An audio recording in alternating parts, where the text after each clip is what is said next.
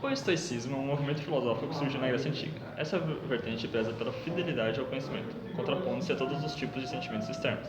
Seu progenitor foi Zenão de Cício, na cidade de Atenas, e defendia que todo o universo seria regido por uma lei natural, divina e racional. Para estoicos, alcançar a felicidade depende apenas de seguir as suas virtudes, seguindo a definição de virtude descrita por Sócrates, onde a virtude é a busca por agir de acordo com o conhecimento. Enquanto segue as virtudes,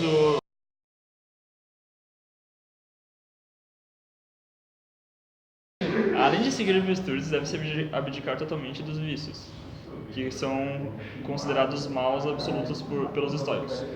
Os vícios, para o pensamento estoico, é qualquer emoção ou qualquer sentimento externo que torna o homem um ser irracional e imparcial.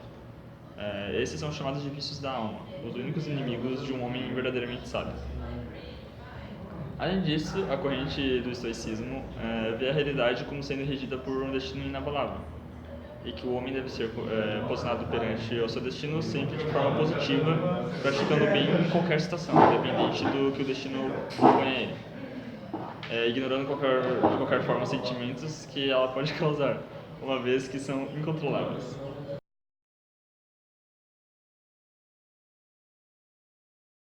Portanto, para um estoico, o certo a fazer é viver com bondade e sabedoria, tratando com indiferença qualquer estímulo externo. Assim, se tornando um homem sábio, portanto feliz. Em contrapartida, não se deve ceder aos vícios, sobretudo aos vícios da alma que limitam a sabedoria de um homem. E também não deve-se ignorar as condições do que o destino lhe impõe e jamais agir de forma desvirtuosa. Bem, o estoicismo é um movimento filosófico que surgiu na Grécia Antiga e que preza a fidelidade do conhecimento, expressando todos os tipos de sentimentos externos, como paixão, a luxúria e as demais emoções. Este pensamento filosófico foi criado por Zenão de Cício, na cidade de Atenas.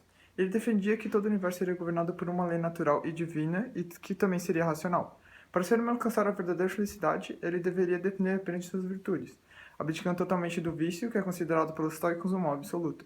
Para a filosofia estoica, a paixão é considerada sempre má, e as emoções um vício da alma, tanto sendo essas emoções o ódio, o amor ou até mesmo a piedade. Então, os sentimentos externos eles tornariam um homem um ser irracional e não imparcial, que seria considerado algo ruim. Para o estoicismo, o verdadeiro sábio ele não deveria sofrer dessas emoções externas, do amor, ódio e a piedade, pois essas influenciam em suas decisões e em seus raciocínios, que tornam um ser imparcial. O termo estoicismo surgiu a partir de uma expressão grega que, traduzida, significa pórtico das pinturas, que é o local onde o fundador da doutrina filosófica ensinava os seus discípulos em Atenas. O estoicismo é dividido em três principais períodos: o ético, ou antigo, o eclético e o religioso. O chamado estoicismo antigo, ou ético, foi vivido pelo fundador da doutrina, Zenão de Cício, de 333 a 262 a.C., e foi concluído por Crisipo de Solunte, de 280 a 206 a.C., que teria desenvolvido a doutrina estoica e a transformada no modelo que é conhecido na atualidade. Já no estoicismo médio ou eclético, o movimento é disseminado pelos romanos, sendo o principal introdutor do estoicismo na sociedade romana Panécio de Rhodes, que viveu de 185 a 110 a.C. Por fim, a terceira fase do estoicismo é conhecida como religiosa ou recente. Os membros deste período enxergavam a doutrina filosófica não como parte de uma ciência, mas como uma prática religiosa sacerdotal. O imperador romano Marco Aurélio foi um dos principais representantes do estoicismo religioso.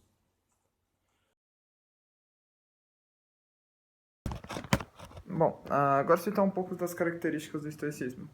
A primeira é que a virtude é o único bem e o caminho para a felicidade. A segunda é que, no estoicismo, o indivíduo ele deve negar os sentimentos externos e priorizar o conhecimento. A terceira é que o prazer é um inimigo do homem sábio.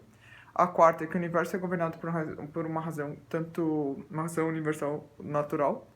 A quinta é que no estoicismo prega-se a valorização da apatia, ou seja, da indiferença em relação a diversos aspectos. que as atitudes que tinham mais valor que as palavras, ou seja, o que seria feito tinha mais importância do que o que era dito, que as emoções eram consideradas como vícios da alma, sendo essas emoções amor, ódio, piedade, entre outros, e também ela considerava que os sentimentos externos tornavam o homem racional, ou seja, esses sentimentos externos seriam o que já foi citado como o amor, ódio, entre outros. E por último, é que o estoicismo acreditava que a alma deveria ser cultivada. Uma característica distintiva do estoicismo é o seu cosmopolitismo. Todas as pessoas seriam manifestações do espírito universal único e deveriam, de acordo com os filósofos estoicos, em amor fraternal, ajudarem-se uns aos outros de maneira eficaz. Epicteto comenta sobre a relação do ser humano como um mundo. Cada ser humano é, primeiro, um cidadão de sua comunidade, mas também é um membro da grande cidade dos homens e deuses. Esse sentimento é similar ao de Diógenes de Sinope, que disse: "Eu não sou nem ateniense nem coríntio, mas um cidadão do mundo." Justamente por causa desse tipo de pensamento, os estoicos eram notados pela sua defesa e clemência aos escravos. Como Sêneca dizia: "Lembra-te, com simpatia, de que aquele a quem chamas de escravo veio da mesma origem, os mesmos céus lhe sorriem e, em iguais termos, contigo respira, vive e morre."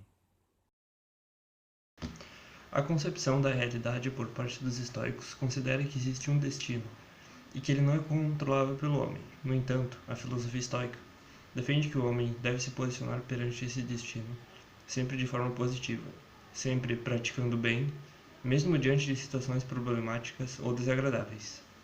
Para os estoicos, não se deve perder a cabeça com nada que seja externo, como sentimentos, visto que não são questões que o homem possa controlar. O objetivo dessa corrente filosófica é agir sempre com bondade e sabedoria, pois para os estoicos, um ser sábio é um ser feliz.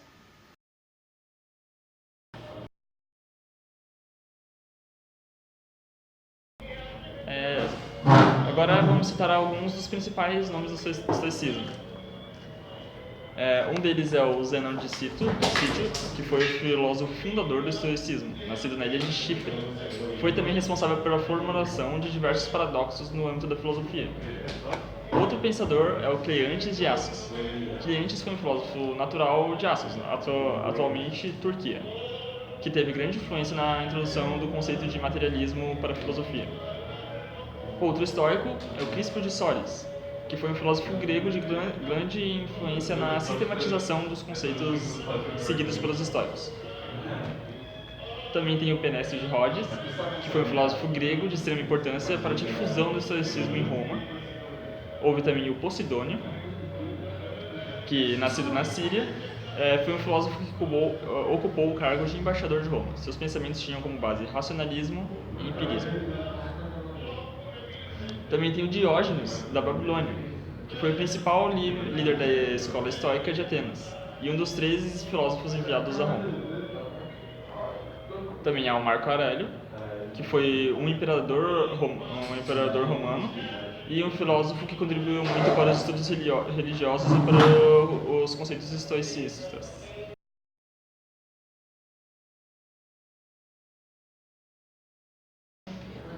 Outro filósofo estoicista é o Marco Aurélio, que também foi imperador de Roma. Ele teve uma grande contribuição para a filosofia estoica, além de realizar muitos estudos religiosos.